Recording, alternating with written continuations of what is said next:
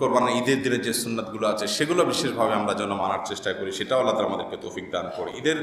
ঈদুল আজহার দিনের সুন্নাতগুলো এক নজরে বলে দেই 1 মিনিটের ভিতরে। 1 নম্বর সুন্নত হলো ভোর রাতে তাড়াতাড়ি ঘুম থেকে ওঠা, ফজর নামাজ মহল্লার মসজিদে পড়া, ঈদগাহে আগে আগে আসা, এগুলো সবগুলো ঈদের দিনের গুরুত্বপূর্ণ একটা কাজ।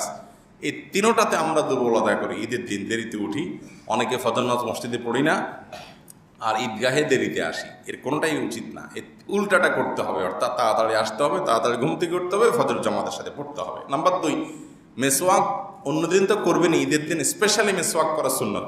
ব্রাশ আপনি করেন না করেন আপনার, কিন্তু মেসওয়াকটা করবেন বিশেষভাবে। 3 নম্বর হলো ঈদের দিন গোসল করবেন সুন্দর করে ঈদগাহে আসার আগেটা ঈদের দিনের আমল। 4 নম্বর হলো সুগন্ধি ব্যবহার করবেন যতটুকু আপনার তৌফিকে আছে ততটুকু। 5 নম্বর আমল হলো পোশাক যা আছে এর মধ্যে সবচেয়ে সুন্দরটা পরবেন, যতটুকু সাজগোজ করা যায় শরিয়ার গণ্ডি থেকে এটা করবেন।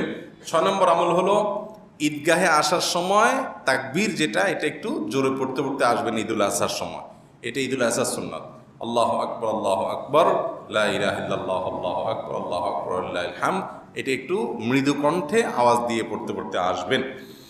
আর 7 নম্বর হলো ঈদুল আজহাতে ঈদগাহে আসার আগে কিছু খাবেন না। ঈদুল ফিতরে যেরকম কিছু খেয়ে আসেন মিষ্টি টিষ্টি, এখানে কিছু খাবেন না, বরং কোরবানির পশুর গোশত দিয়ে দিনের প্রথম খাবার খাবেন।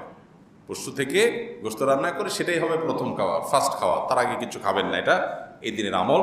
8 নম্বর হলো ঈদের দিনে দান সাদকা যতটুকু আছে তৌফিক অনুযায়ী করবেন। 9 নম্বর হলো আনন্দিত থাকবেন, খুশি থাকবেন। 10 নম্বর হলো ঈদের নামাজটা যথাসম্ভব মসজিদের ভেতরে না পড়ে উন্মুক্ত মাঠে পড়বেন।